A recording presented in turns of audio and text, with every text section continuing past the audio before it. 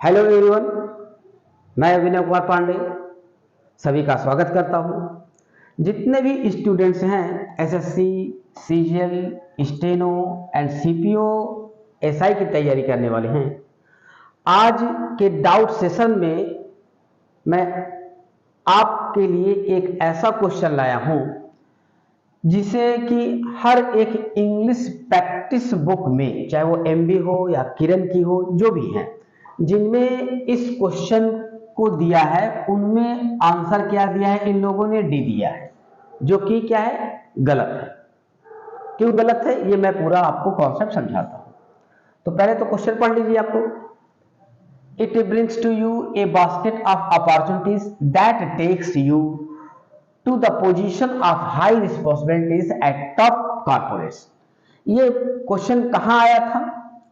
2017 stenographer में question number 8 है। कहां? एमबी बुक में। अन्य बुक्स में क्वेश्चन कहां होगा ये अलग बात है। Set number 63। तो अब सुनो क्यों गलत है। यहां किताबों में या इस बुक्स का जब प्रैक्टिस सेट टीचर्स कराए हैं जो लोग, उन्होंने क्या किया, किताब का ही आंसर उन्होंने छपवा दिया, मतलब नो एरर। जबकि एरर कहां है? ये पार्ट है। तो क्यों है तो सुनो। ब्रिंग एक डाइट्रांसिटिव वर्ब है। डाइट्रांसिटिव वर्ब किसे कहते हैं? जो अपने साथ दो ऑब्जेक्ट लेता है, जो वर्ब अपने साथ दो ऑब्जेक्ट लेता है। जैसे कह दिया जाए कि I gave him a pen, और यहां मैंने लिखा है एक I gave a pen to him.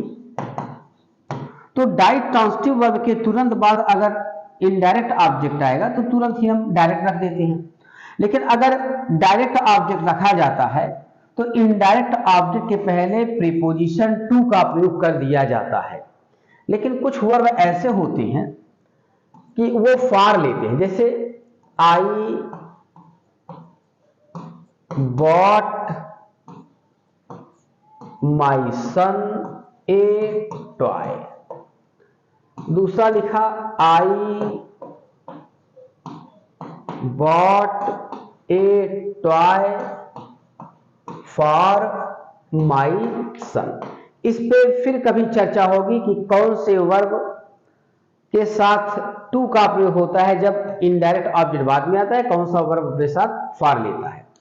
लेकिन एक ध्यान रखिएगा कि ब्रिंग एक ऐसा वर्ब है जो टू भी लेता है और फॉर भी लेता है, लेकिन दोनों में जमीन आसमान का अंतर होता है, उनके कॉन्सेप्ट में अंतर होता है। ठीक, जैसे एक एग्जांपल बता देता हूं। जैसे he brought me a new book या न्यू नॉवेल। ठीक, यहां लिख दिया ही ब्रॉट अ पेन। चाहे यहां टू लगाइए और चाहे अगर फार लगाइए, दोनों सही है, लेकिन दोनों में अंतर होता है। फिर कभी चर्चा करेंगे इस पे। तो अब यहां हम मेन देखते हैं कि ब्रिंग आपका क्या है, डाइट्रांसिटिव वर्ब है। तो अब इसके बाद यू आया। यू क्या है आपका? Indirect object. और ए बास्केट ऑफ अपॉर्चुनिटीज, मतलब लाता है। क्या लाता है? ए बास्केट ऑफ अपॉर्चुनिटीज। तो ये डायरेक्ट ऑब्जेक्ट हुआ, ये इनडायरेक्ट ऑब्जेक्ट हुआ। तो अब आप लोग ध्यान रखिएगा, जिन जिन लोगों ने इसे सॉल्व कराया होगा प्रैक्टिस सेट में, उनसे आप मांगिएगा प्रूफ कि गुरुदेव हमें एक ऐसा प्रूफ दिखाइए कि ब्रिंग आपका, बता देता हूं यहां लिख करके, ब्रिंग आपका एक्टिव फॉर्म में हो, पैसिव में नहीं। अब पैसिव में तो दिखाई देंगे कि जैसे a toy was brought to my son, यहां तो हो जाएगा।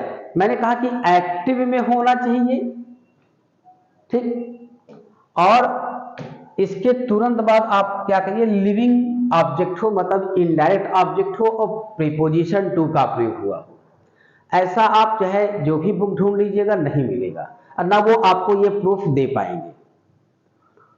और आप स्टूडेंट्स हो, आपको बता देता हूं कि कहां मिलेगा प्रूफ। तो आप के पास अगर डिक्शनरी नहीं होगी तो आप गूगल पे जाइएगा, उस पर आप ऑक्सफोर्ड डिक्शनरी ढूंढिएगा, डाउनलोड कर लीजिएगा, कैम्ब्रिज की डाउनलोड कर लीजिएगा, लॉन्गमैन की ग्रामर की भी बुक आते हैं, ऑक्सफोर्ड की कई किताबें आपको मिल जाएगी, मतलब सैकड़ों किताब मिल जाएगी, उनमें आप ये ब्रिंग का कॉन्सेप्ट उठा के देखिएगा। हर किताब में नहीं, सिर्फ किस पे 3 किताब बता दे रहा हूं, ऑक्सफोर्ड डिक्शनरी, कैम्ब्रिज डिक्शनरी और लॉन्गमैन की डिक्शनरी। उसमें देखिएगा आपको एक भी सिंगल एग्जांपल नहीं मिलेगा कि एक्टिव फॉर्म में लिविंग ऑब्जेक्ट पहले हो उसके साथ प्रीपोजिशन टू या फॉर का प्रयोग हो, ऐसा कोई कॉन्सेप्ट आपको नहीं मिलेगा।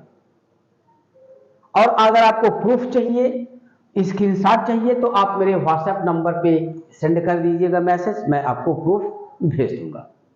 ईश्वर की दया से मैं किताबों का शौकीन भी हूँ, मेरे पास फॉरेन राइटर्स की कम से कम 90-95 किताबें हैं, बड़ी महंगी महंगी किताबें हैं, ठीक है ना।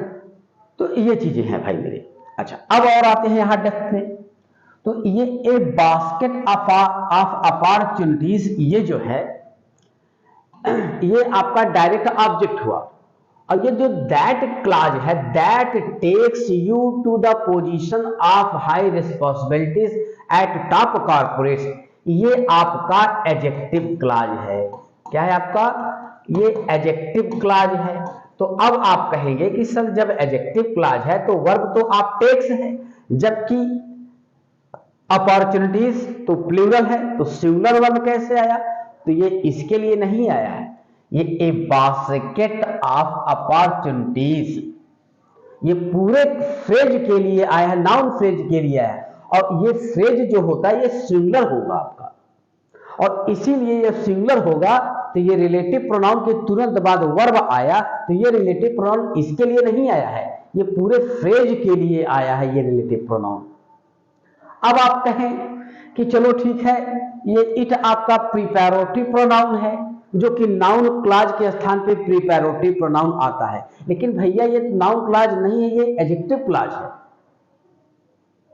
तो एक बात बताएं आपको, आप वनडे के स्टूडेंट्स हैं, आप लोगों में एक कमी होती है।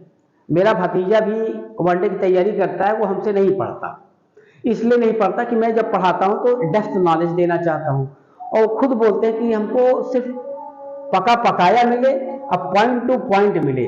तो पॉइंट टू पॉइंट अगर नॉलेज रखेंगे तो किस्मत है कि तुक्का अगर आपका सही हो गया तो आपको जॉब मिल जाएगी।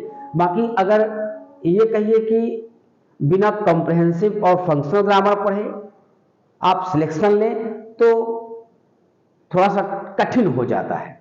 अब सीजीएल में भी जबरदस्त क्वेश्चन पूछते हैं, ध्यान रखिएगा, एकदम तगड़ा वाला क्वेश्चन। तो ये एडजेक्टिव क्लॉज है, नाउन क्लॉज नहीं है कि हम नाउन क्लॉज मान करके प्रीपैरेटिव प्रोनाउन इट का मान ले, ऐसा भी नहीं है, ऐसा कॉन्सेप्ट। इस पे कभी विस्तार से चर्चा होगी तो भाई ये ध्यान रखिएगा, एरर पार्ट यहाँ है, यहाँ टू नहीं होना चाहिए। प्रूफ चाहिए तो 1 नहीं 10 प्रूफ दूंगा मैं आपको, ठीक है ना। तो ये चीज है, चलिए ठीक है। और अब जहां पढ़े हैं आप वहां भी आप प्रूफ मांगिए कि एक्टिव फॉर्म में यूज हुआ और हमको प्रूफ दीजिए, ठीक। ओके, शुभ रात्रि।